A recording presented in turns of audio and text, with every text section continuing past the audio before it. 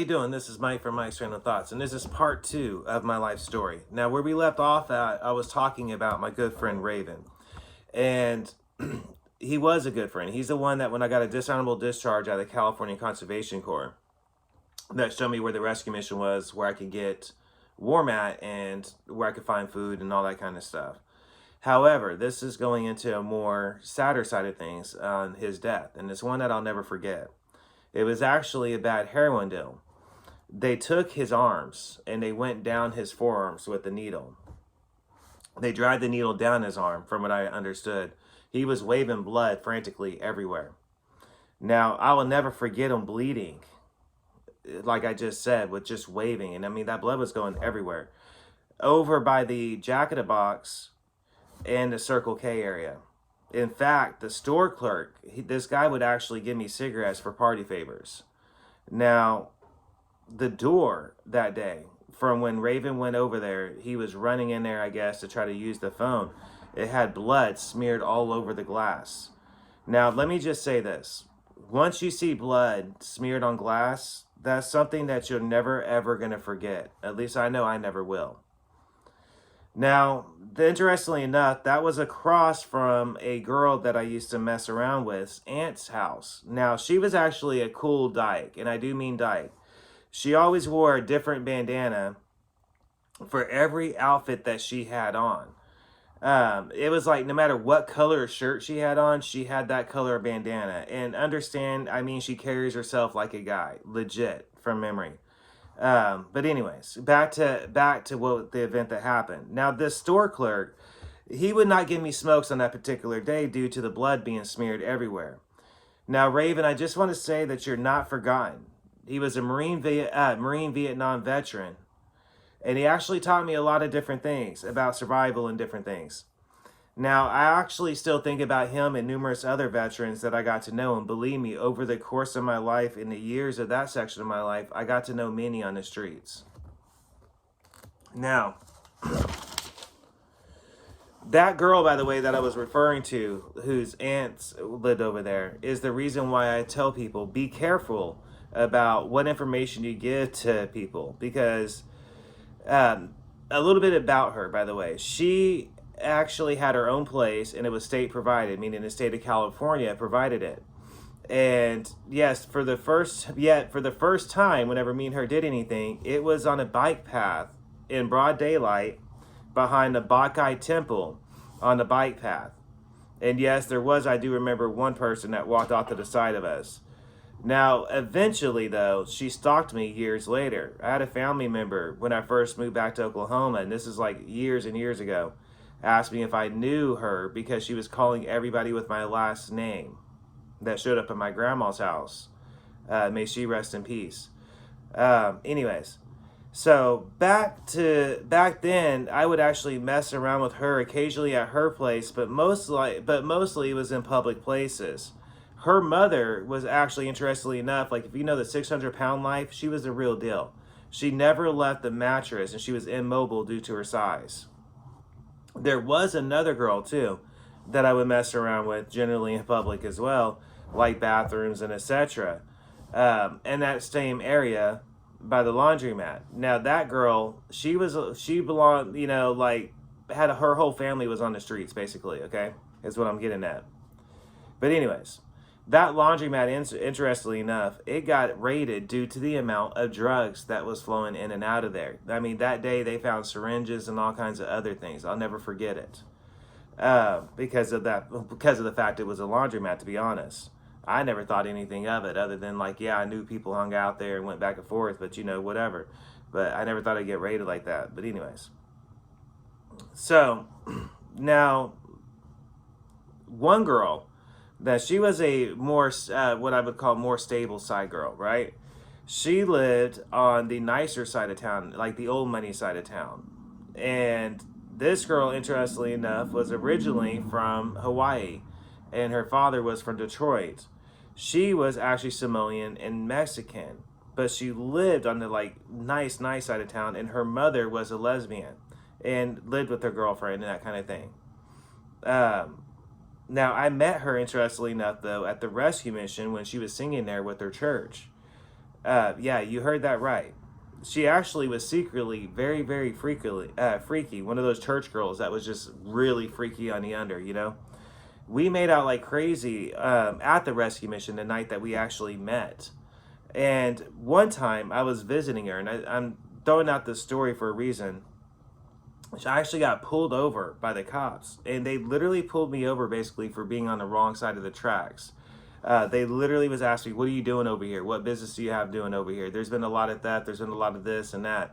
So what are you doing over here on this side?" And you know, it was like right by her house. And she came out, and oh, you really are visiting her, kind of thing. But anyways, and that was due to the fact that she lived on that side of town. Now I would go over there and mess around whenever her mom, you know, would let me, kind of thing. But her mom was like a hippie-ish, like I said, she was a lesbian and more on the new age hippie-ish, Dharma for Dharma and Greg type of vibe kind of thing. And she was very open-minded. And me and Michelle, her daughter, we had actually messed around, you know, in the living room and couch, for example. Her mom, like this chick, Michelle, she liked being risky. Now, we messed around on the couch only whenever her mom and girlfriend went into their room, kind of thing. I would actually go to her crib often on the low. She never was able, though, to convince me to come to Christ. And she did try, believe it or not. It was like I said, she was a weird church girl. Like, she was freaky, but she was always talking about God, too. Now, she was actually Samoan and Mexican. I don't know if I mentioned that. But, so I actually started getting into drugs worse during this time of my life. And I mean, I was like a walking skeleton when I say getting into drugs, unfortunately.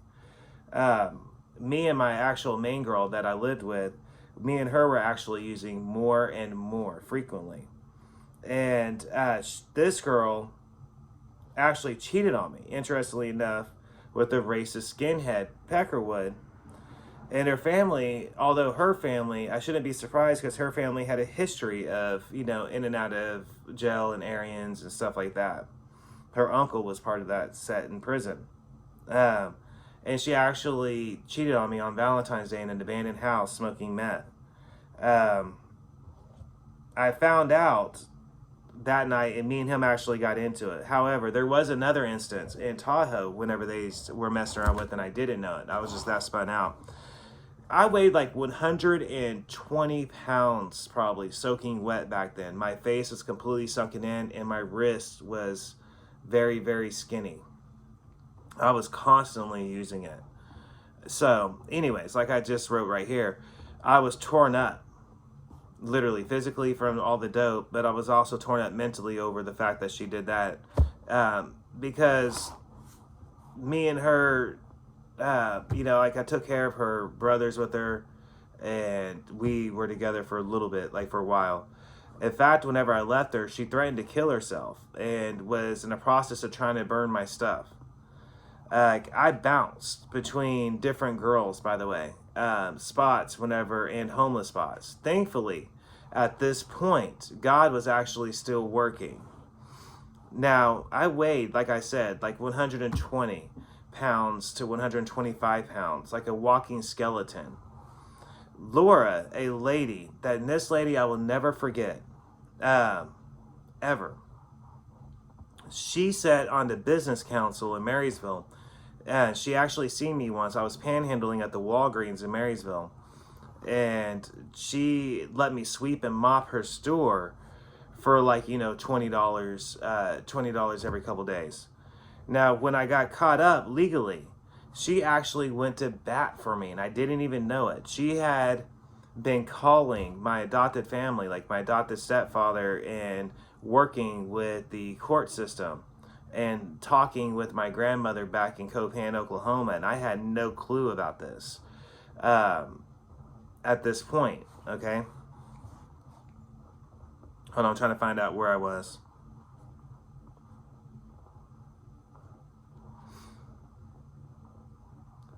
I'm going to get to that story in a little bit. Hold on. So,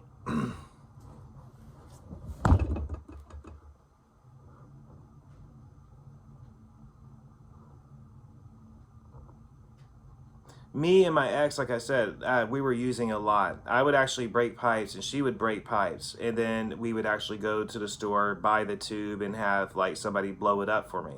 Or we would use tinfoil, doing a rocking motion back and forth with the straw.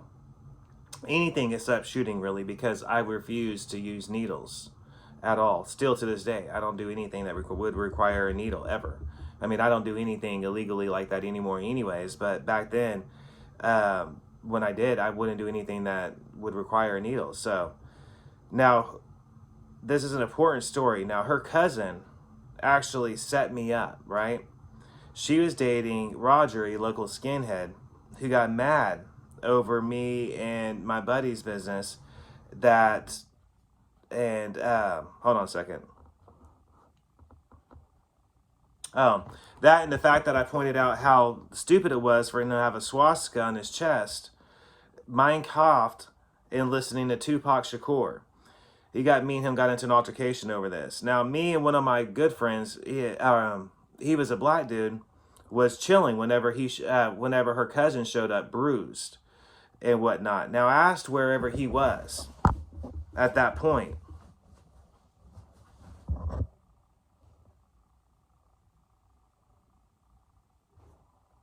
I remember watching, right? I remember watching the signs because of the fact that she told me where he was in Oliver. Sorry.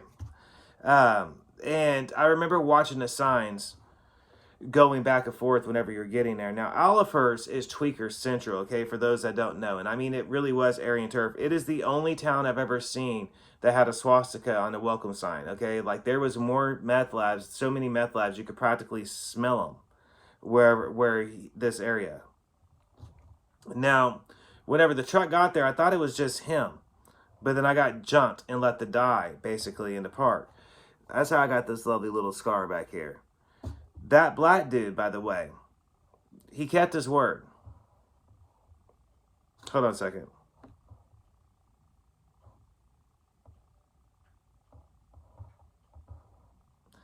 The black dude I was talking about, he actually kept his word. We got into it one time. I actually stood up to him. He was doing crank with my ex's mom. And I actually fell backwards. And when I did, I shoved him into the corner of the desk. And it was one of those things to where he said, "You want to go, little man?" And I actually went, "Yeah, let's go. I've been up for a while." Now, it was one of those fights to where he was surprised that I was even able to handle fighting him. Everybody was. And it wasn't a good fight, by the way. I actually consider myself losing that fight because I did. But I actually refused to press charges as well whenever I got to the hospital. And because of that reason, he told me anytime I needed anything, anytime, to let him know. And he came through for me on this one. It's why I was set up. Roger refused to come outside when me and him actually showed up originally. And I can't recall if it was skinheads or him, but on one of the ER trips, the doctor told me if they would have just missed the spot I was talking about by just a little bit, they would have killed me. It was just like a couple centimeters or whatever on the back of my head. They said that where the steel-toe boots kicked me and my head busted open, they said if it was just a little bit farther over, it would have actually killed me. And that would have been before I was 21. So, if you ask me, by the way, it was God watching me. I mean, I actually literally walked to the ER. You know what I mean? So, and I'll never forget waking up, by the way, and the grass being stuck to my face, and that feeling of grass being stuck to your face when blood is dried, by the way. It's something you'll never going to forget if you've ever gone through it. Now, I lived, you know what I mean? And I made a good friend, both however you want to call it, illegally and good, like, because we were homeboys. So, that to me was God working in that situation. Now, back to Laura Lundberg, the person I was talking about. I had no clue that me using her phone would actually turn to her actually helping me on the level that she did. And I found out that my adopted dad was gay. My parents was divorced, and my mom got or was in a process of dating somebody.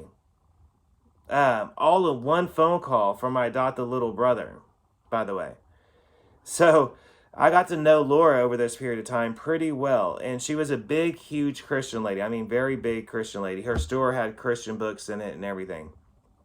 So around this time, when I was set up again, by the way, this time they actually used Twister, one of my friends on the streets, because he was always tweaking. So everybody called him Twister because he spun.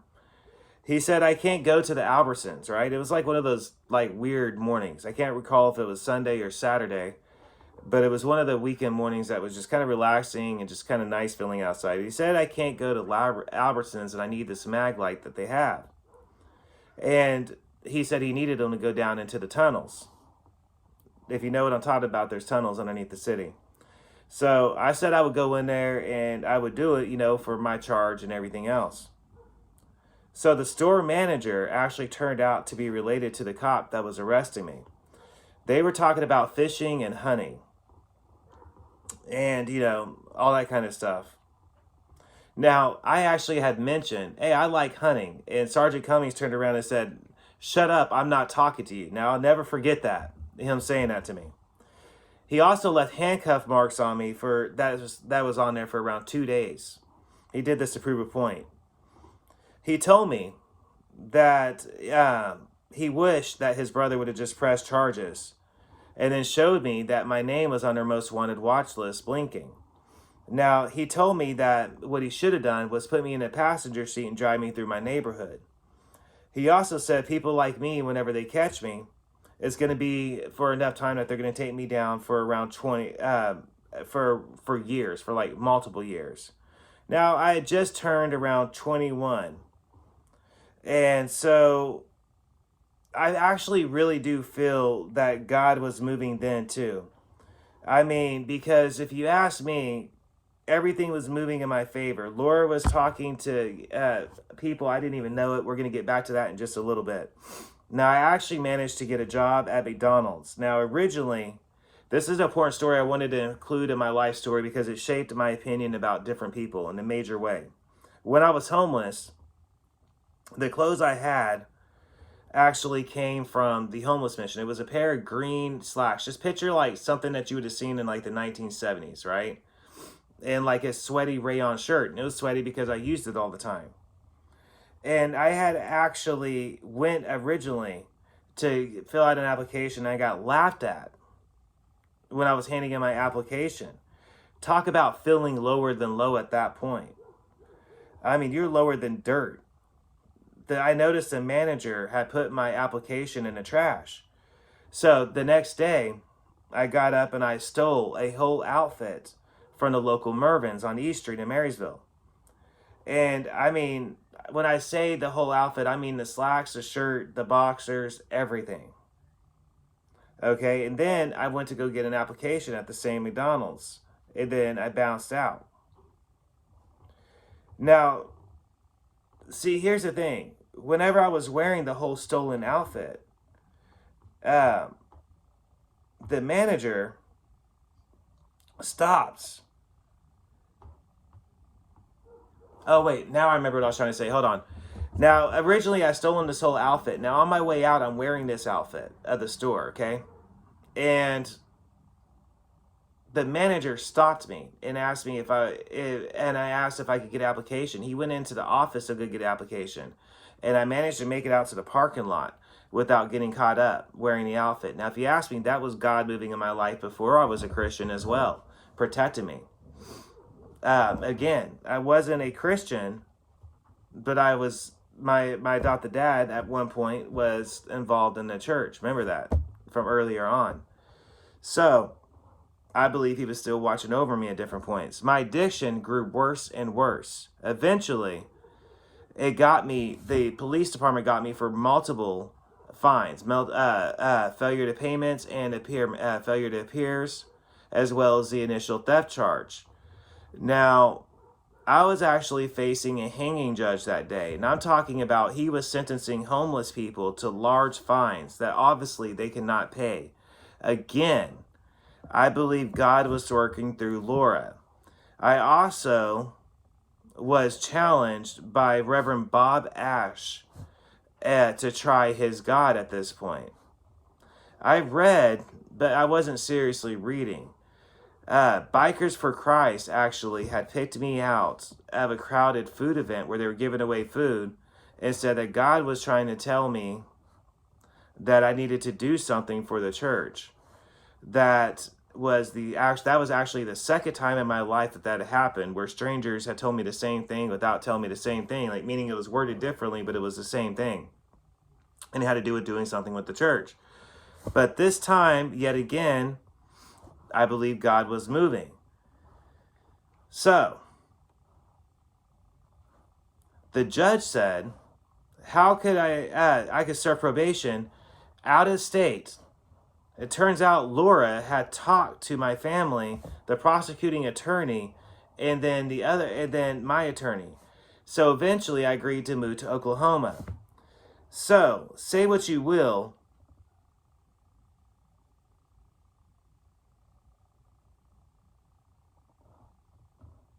Oh yeah, that's what I was trying to say. So say what you will. Yeah, I had to move out of Cali, but I did not have to go to jail. So, thinking back on it, I think that was God working on something back then too. He was protecting me back then too, I believe, from being locked up on that one. That wasn't just luck. You get what I'm saying? Yet my eyes, they were still closed after all these people had challenged me to try their God and read the Bible and all this other stuff, right? My eyes still are staying closed on that one. In fact, I ended up in Oklahoma. I remember looking at the fields, drinking coffee, and realizing I had to go to public school as part of my probation. And naturally, I realized I made the right choice. Some people get rehab. I got Copan, Oklahoma. And I'm not saying that in a bad way. Trust me, you gotta know the area up there. So I was coming off of meth, and it wasn't easy. I did suffer shakes, I suffered sweats, and etc., and the pain that came with it. They had a bunch of steaks, for example. I do remember this. And I mean, it was like those gallon bags, and it was full of steaks, and I ate all of them in like 2 days.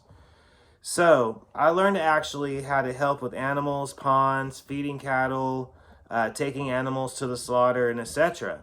During this time period. God is still working the whole time, okay? I want to give another example in this. So me and my cousin, Dusty, we get into an argument over the Bible one night. And we were smoking and we were drinking. And I said, I know who I can call. My Uncle Paul Jackson. So when I get done with talking with him, the first time in years, by the way, yeah, actually for real, long time back then, Dusty, he was just laughing. And I do mean hardcore laughing. It turned out I had agreed to go to church with him on Sunday, and I didn't even realize I agreed. And I didn't even believe Dusty whenever he was telling me. But sure enough, the next day, he was there to take me to church. My grandma came in waking me up and actually told me he was in the living room. I said, what? So I got ready and went to church. I actually got saved at that church, Victory Church in Bartlesville, Oklahoma, at this one point. Although now I wasn't a fully mature, and I'm going to touch bases on this later on, okay? So I'm going to leave it right there. I mean, I was on fire for him back then too, by the way. I was wanting to tell anyone that was willing to listen, but I was still worldly, and I do mean very worldly. I would still smoke, I would still drink, premarital sex, and I would try to read the Bible and did read the Bible. In fact, I was consumed with the Bible, and I only watched Christian programming for the most part. I only listened to Christian music and only on Christian educational stuff. That was my whole world back then. I'm not even sure if assessed is a strong enough word for it. One might think I replaced my addictions with God at this point completely. Now, I still, like I was saying, I wrote this down again. I still had sex outside of marriage. I went to clubs, I had parties, etc. Eventually, I moved to Bartlesville, Oklahoma with the guy from church, Jonathan. He went by JJ back then. A very, very hyper guy, if memory serves me right. I mean, but he was a very strong Christian too. I mean, he was 1000% about Christ and about health. I mean, church and the gym was his life. He even let Dusty move in with us whenever the house that he was staying with got raided. Not much of his family had wanted to appear.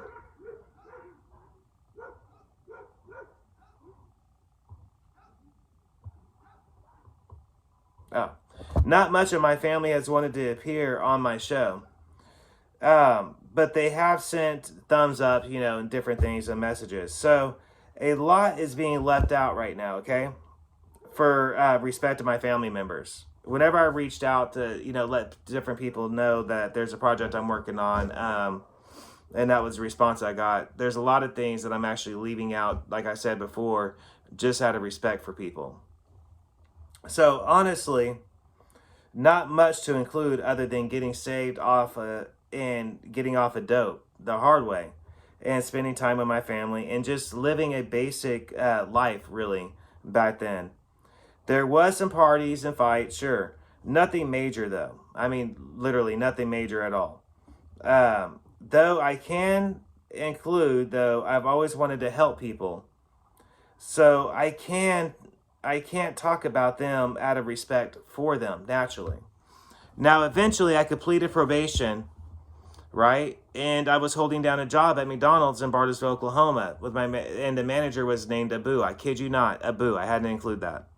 So I get into a car wreck, a car injury, and I could not walk. And I was scooting around like everywhere in my apartment on my belly. If I wanted to smoke a cigarette, I had to like scoot on my belly, and then I had a stick, and I was trying to open the sliding glass door with the stick, and I was halfway pushing myself in pain on the floor to the edge of the glass to light the cigarette and smoke it. Now, my adopted dad asked me back then when he was visiting family if I was interested in moving back to California. May he rest in peace. We're going to get to that in a little bit as well. I would have to pay rent again for a room, but yeah, you already know. I chose to move back to Cali. So my dad, he was actually gay. And he had roommates that were all gay. Though I learned a lot staying with them, considering that all of them were in the military. Eventually, I finally got a job at a grocery store, Rayleigh's, a high-end grocery store in Northern California. So, it's the only job, though, that I've ever had that I actually had to give a hair follicle drug test for. I did meet some cool people, though. I was a courtesy clerk, another word for saying bagger, and help you out to your car with your groceries. So, but in this time period, I met Alice Cooper's daughter, Papa Roach, different Sacramento Kings players, Mike Bibby. Mainly, he was the main one that I seen like on a regular basis come in there. But the guy was a complete tool, if you ask me. And I do mean complete tool. I don't even think that's a strong enough word to describe it. So he had an attitude problem. And he used to act like he was on the phone whenever kids wanted autographs. You know what I'm saying? He would be like, I'm too busy to talk to you when little kids wanted his autograph. And then he would also knock over displays in our store.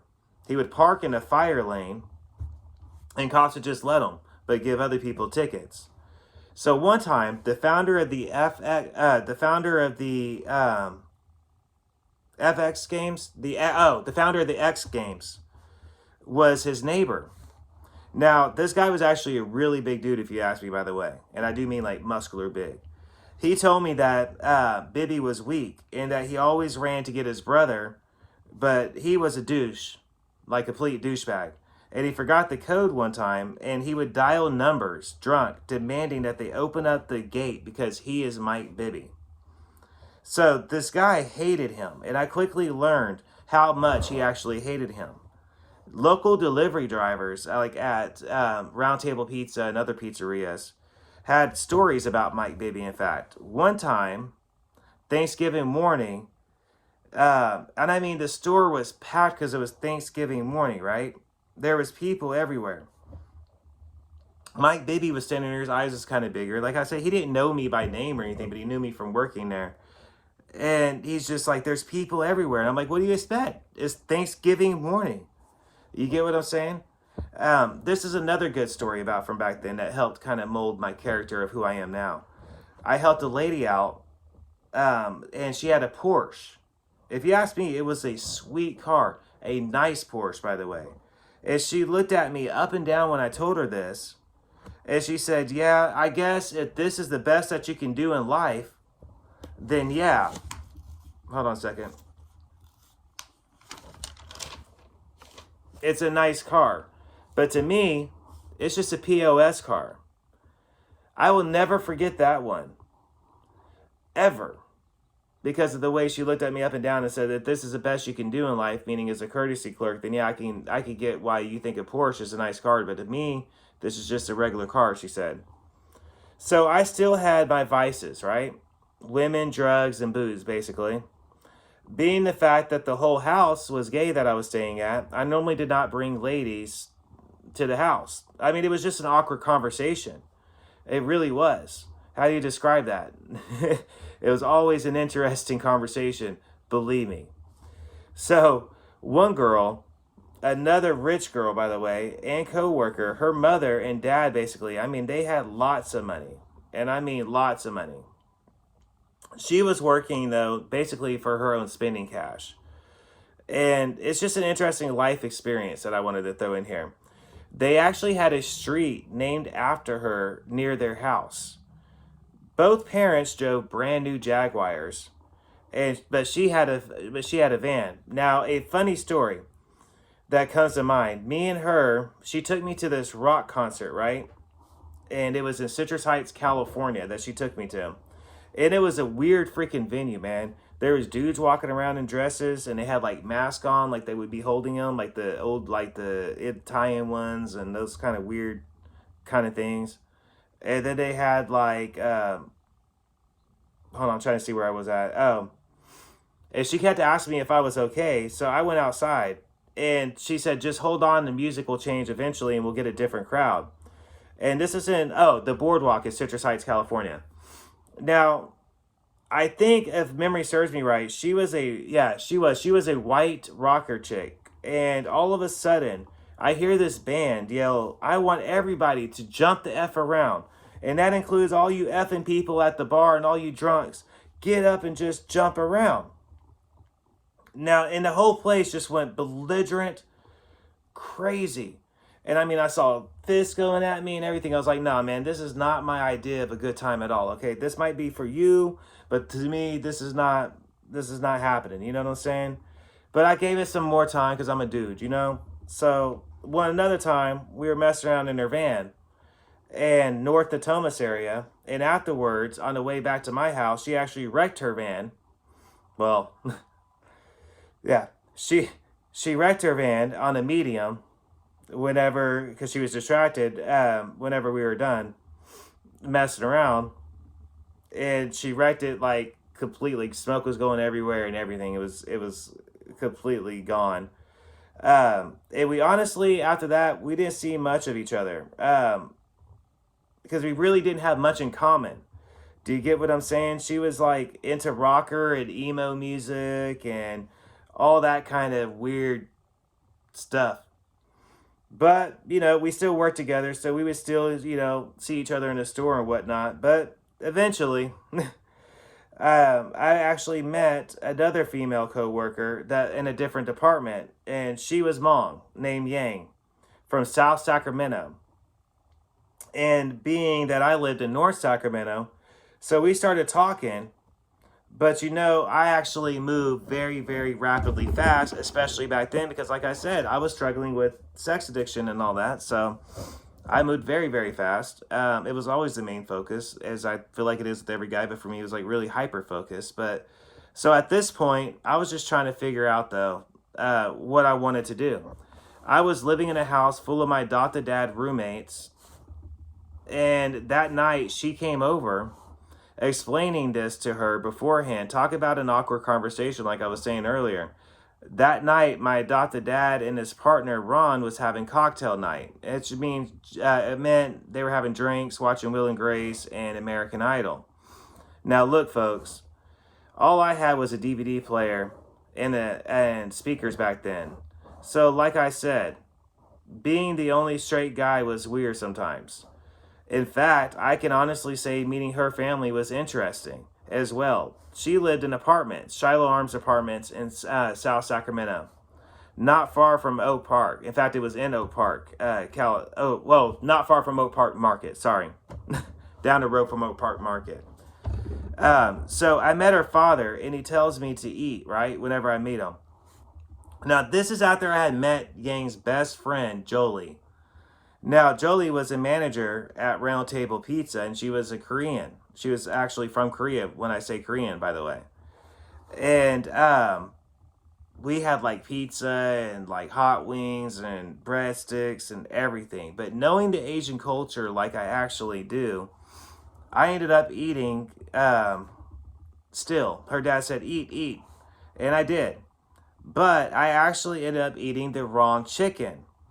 Yang's dad just started laughing. And her mom was actually a very traditional and quiet, but when she talked, the whole family would listen kind of thing. Now, when her brother actually came down the stairs, I was expecting these little Asian guys, right? Nah, her brothers came down the stairs looking like they were some big old Samoan dudes, you know, and talked really big, like loud. First was her brother Ku, aka Black. Then came B, then to Pal. Shelby was her little sister, and Molly was her oldest sister. Now, hold on. Later on that night, though, I had actually ended up meeting her other best friend, Marley Vane, another South Sacramento girl. So eventually, me and her, we wind up going back to my place. And let me just say, she wound up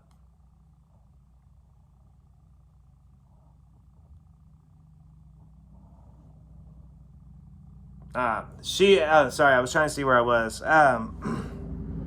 She was actually different than most of the other Asian girls that you would actually meet. She was actually into like rock music, R&B, and pop music. But come to think about it, almost all the girls that I've been with were rocker types. You know, actually kind of think about it, I kind of find it interesting because, almost every girl I've ever been with, they've been into like rock music, and I mean like in a major way. Okay, moving on. So one thing I understood right off bat is that there were opposites, and me and her were opposites in like many, many ways. She was a very career-driven, success-driven, and she liked competition. And I mean, she loved competition. Working out, and I mean, that was her life, was working out. I wanted all of that, but I also wanted to start a family and to settle down. She wanted to travel and money and all that kind of jazz. I mean, yet we still clicked, you know what I'm saying?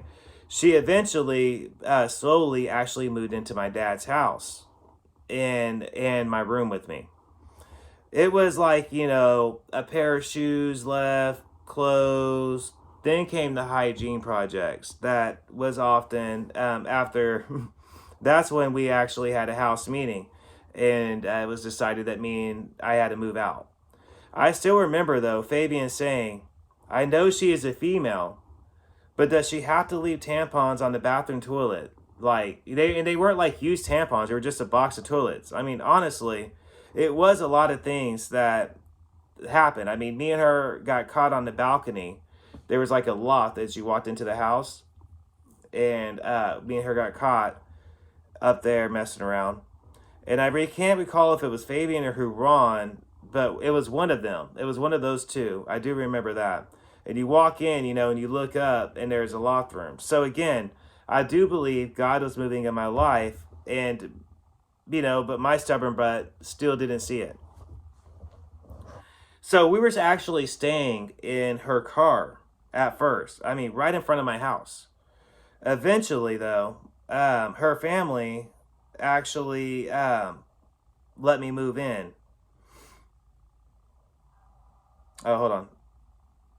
But eventually, me and her managed to get an apartment, and we move in with hardly nothing. I mean, a tiny pillow. We had a tiny pillow. We had a blanket. We had an Asian roll mat, which is something that you would like lay down on. It's like a bamboo mat that you roll out on the floor, and a TV that we had on the floor, and a fork in the back of it for signal. I think we had a microwave, but it was like we were slowly just kind of gathering stuff though. It was a 2 bedroom, 2 bath, half apartment. I actually got furniture from my adopted dad, and some anyways. The rest we got. And I found, like, I had a legit office at one point, desk, filing cabinets, and a work in one room. But like I said, my dad did like help me get furniture and all that. But back then, the car was that she had was a Honda Accord LX, and the windows did not roll down. It had no AC, no heater. In fact, we had to crawl out the back to use the back door. Like, we would use the back, like, crawl to the back of the car and use the back door to get out of the car. But it did work, and it got us everywhere we needed to go. And basically, the areas that me and my ex, we would frequent was casinos, restaurants, movies. The Bay Area was like mine and Yang's playground. San Francisco especially, that was mine and her city. Like, that's where I think it would almost be hard to go to San Francisco without actually thinking about her, to be honest. It was one of my, it's always been as one of my favorite cities, and it was one of hers. That's the reason why. So now the route, like, eventually, hold on a second.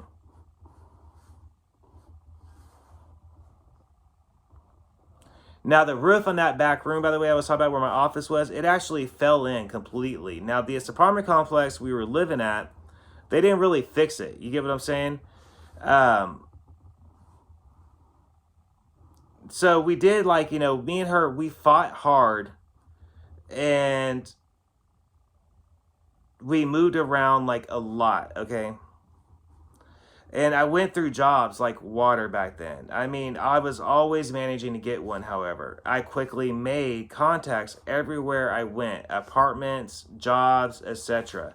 If I was involved in it, I was getting to know people and making contacts somehow that way. That's normally almost every single time how they went for majority of my life. So life was good for the most part. I mean, me and her, we kept slowly getting better and better. But I still lusted constantly. And I was always smoking something, lusting some kind of substance as well. Her family, by the way, was traditional shaman, and at the time, you know, I didn't believe in God, but I was so worldly that I don't think I actually cared enough about God. So I didn't really think about him, you know what I'm saying, at all. I was using alcohol or weed mainly at first. And I remember one apartment, we had hold on. We actually had chunks in the walls from me and her fighting and throwing shot glasses and the chunks of glass being jammed and lodged into the wall. And that was due to drinking, by the way. I was drinking a lot. I mean, a whole lot. And I managed to get more income and assurance, but I was cheating and I was lusting. I would bring girls back to the place whenever she would go to work. I remember one neighbor girl showed up, right? Just in a towel. Needed to use a phone, a Filipino girl. And that was one I, you know, messed around with. And then there was another married girl, a Latina, and a lot of married chicks I would meet off of Craigslist back then whenever that was like a big deal. The Filipino girl from Manila Joy, she would have been like one of the main side girls I messed around with. And she was a waitress, actually, at one of the local cafes. I just can't remember the name. On Greenback Lane in Citrus Heights.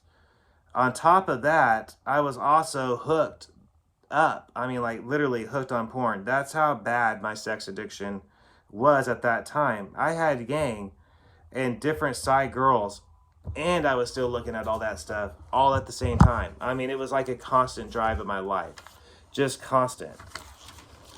So, one girl, I forgot to mention, she was actually half Japanese and half white, and she was a hairdresser. And it was at the beginning of mine and Yang's relationship. Now, I got caught. It was really being stupid dumb, but if you ask me, by slipping up by Jolie, her best friend. Yeah, I mean, because we all worked in the same shopping center, and I was smoking with Barney and Ching, my homeboy and his girl, and some other people, and I was bragging about scratch marks on my back. And I really was already caught, though, before then, actually. The girl dropped my shoes off at my house right when Yang had pulled up, and she said I forgot them at her place the night before. So I had moved back in with my dad in his condo with his partner again, briefly, whenever me and Yang split up at that point. Now, I was using bad back then, just secretly. Uppers and downers. And I was actually detailing cars for money in the condo complex, plus working. But the housing market in California went to, total S. And I lost my job, and the whole office did, really. I mean, it was pink slips going around everywhere. And that was at G&G Mortgage Company. Now, hold on a second. But I did start getting deeper into cocaine, weed, and eventually ecstasy as well. If you went to Arden Arcade and you used speed, coke, ecstasy, or weed, you more than likely got it from a clique that I actually started rolling with. I will admit it. I got, yeah. I'll admit it. I stole a lot. And I pawned stuff. So eventually my dad kicked me out.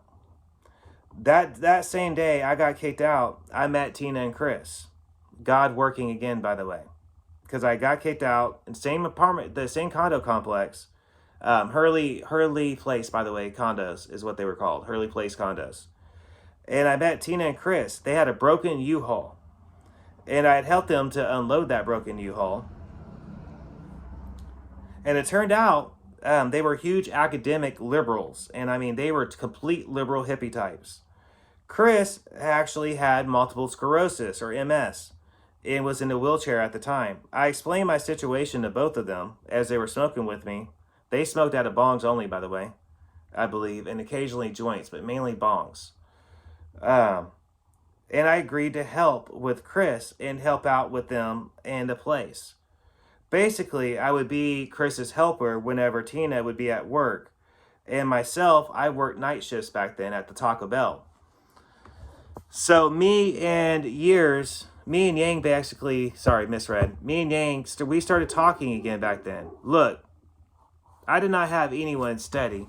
So just random different girls. Almost I forgot like their names and even their looks. It's not something I'm bragging about. Like I legit cannot remember a physical number, and I can't even remember all their faces.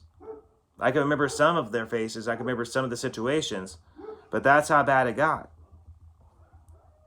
Like one of them, actually, I forgot to mention, a hippie. She was a traveling chick. And I mean gypsy for real. Me and her, we used to mess around in the Hurley Place condos, in the spa and the pool area, mainly in the hot tub. And in the bathroom, because it was like a heated bathroom. So I was crashing on the couch at Tina's, so I couldn't, take her there. Anyways, me and Yang, we got into a huge fight. And she claimed to be pregnant. First time she claimed to be pregnant, by the way. First. And she actually cut me with the box blade. I actually have that scar right here on my forearm where she cut me with the box blade on my lower forearm. And she was bawling whenever she cut me, by the way. Hysterical. Asian women can get crazy. Believe me. They really can. My experience with it, in my experiences anyways, this was the first time we actually split up that time period. I mean, someone actually called the cops, and I remember her bouncing and me hopping Tina's back fence into her condo. And you have to remember things were actually hot. I mean, I ain't gonna say no names or anything, but the gas station we used to sell at, because we used to work at, but we also used to sell like weed and, speed and everything else that you needed. It got raided at the same time as my homeboy's house and other family members' houses. So they actually raided all the houses and the store at the same time. Ironically, though, I had got fired from that Shell gasoline station for messing up on too many California state lotto sales. And that was like about 3 or 4 weeks before that had actually happened. Even crazier, people actually blew up. Like I was saying earlier, I kept telling them, man, you're doing too much. You can't, you know what I mean? You can't go from wearing sweatpants and dirty threads to jewels and a brand new car. You get what I'm saying? You're getting too hot. That's what I kept telling them. And they always told me I was being too paranoid, like all the time. Mike, you're being too paranoid. You're being too paranoid. So in my opinion, it kept me out of jail and not dead, if you ask me, in my life experiences I've gone through. I always went with my gut instinct, no matter what. And I remember when my homeboy got the new whip, and he was bumping Mac Dre, and he's hanging out the window going, "Who bossin'? We bossin'" type of thing, like really yelling it, going down Arden Arcade. Now we was rolling, and cops got up behind us. Now everyone was tripping out. I says, "Don't stop dancing and don't press on the gas. Like, don't, you know what I'm saying? Keep moving forward. Don't turn and don't do anything like that." He's trying to see if he's running your plates right now, trying to see if it was stolen. At this time, when he got behind us, we had ecstasy, weed, guns, scales, and all kinds of things in the car. So, like I said, it turned out the cop turned a corner, then we were able to turn the corner. So again, back then, I hung out with the homeboys, but I dressed Wall Street. Like, I wore fedora hats, watches, bracelets, rings, dress pants, dress shirts, ties. I actually smoked imported cigars. And again, I was always just the middle person. I want you to keep that in mind. I was always just the middle person, man. But most of the time, they was co-workers from different types of jobs or neighbors in apartments, except White Boy and G from Oakland. They were Irish and drove a brand new Lincoln SUV back then, fully loaded. I mean, that sucker was nice. My other homeboy once actually pulled a gun on me. I mean, that's what happens whenever you do your own freaking product, though, man. He started tripping and getting paranoid, talking about me stealing so many grams from him. Now, some girls luckily distracted him just long enough for me to get it out of that situation. And then his window broke. My buddy's car window broke. It all distracted him, kind of thing. So that was God moving back then too, because I didn't get shot at that point, if you ask me, believe me. But I don't care what anybody says. Whenever you look down the barrel of a gun, I don't care how big you think you are, trust me. Whatever I say, you will have all kinds of thoughts going through your head. That will be the longest couple seconds in your life, believe me. So anyways,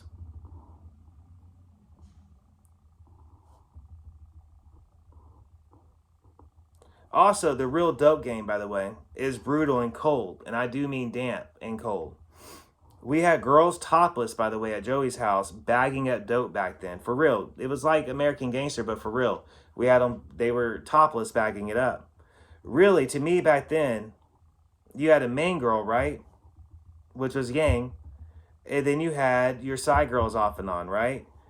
But you never let them intercept. So the side girls, right, they ain't nothing but ATMs and objects for you to poke around on. They're beneficial. I was really a dog back then, believe me. And I do mean in that sense.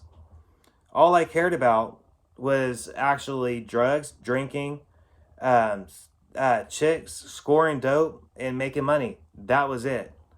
So another time, I was actually on Thizzle, and I actually popped it, and I got into a fight with Yang. That rocker dude, one of the rocker dudes I was talking about, he was a booster kid, right? He told me not to answer, and I did anyways, and I almost died because it was kicking in right whenever me and her were fighting, I guess. One time, we actually went to the bench, and once I came to, and I smoked a blunt, and that's when everything felt like it was like I was on a boat. Like the park grass started to feel like an ocean current. You get what I'm saying? At least to me it did. And that was that was like the first and the last time, bro, I would do this like that. But still, I was up to, like, you know what I'm saying, on speed and, coke. Cocaine was like my main thing at this point. When I was at the period I was with Yang, cocaine was like my drug of choice. It really was. So, like, I messed with one girl. She lived in a storage unit, and she like legit lived in the storage unit. But she actually got hold on a second. But she was into speed, and I mean major speed. This girl's dope pipe was like this freaking big around, just massive. She went through my people mainly to get the drugs. Is how I met her, though. But mainly she was just, some fun you would mess around with occasionally, whether in that sweat sauna storage unit or in her car in the parking lot, whatever. So, like I said, it was always one or the other. That's always us. Always, literally, all I did was chase girls and dope.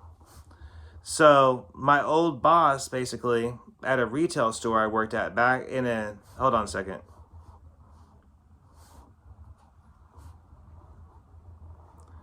I want to give you another quick example of how bad my addiction was, because at this time I'm still with Yang. One of the girls I messed around with was my boss at a retail store I was actually working with. In the back room, me and her would fool around in the back room, and then in her car sometimes. She was the general manager. And also, I'd mess around with one of the cashier girls occasionally as well.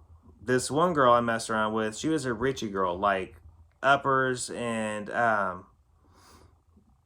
she was like a college girl. You get what I'm saying? By my old boss, a sales job, as well as I messed around with. So I always had a thing for bigger, bossy, clingy type of girls, I guess. Almost all skinny girls was submissive, but for the reason that was a reason they were actually normal one night stands to me. It turns out, I got bored with them really quickly. I really did. It's not like I like submissive chicks, but when they're too submissive, I just get bored with them, and that's it. It's a wrap. You know what I'm saying? That's what it was like back then. In intimate terms,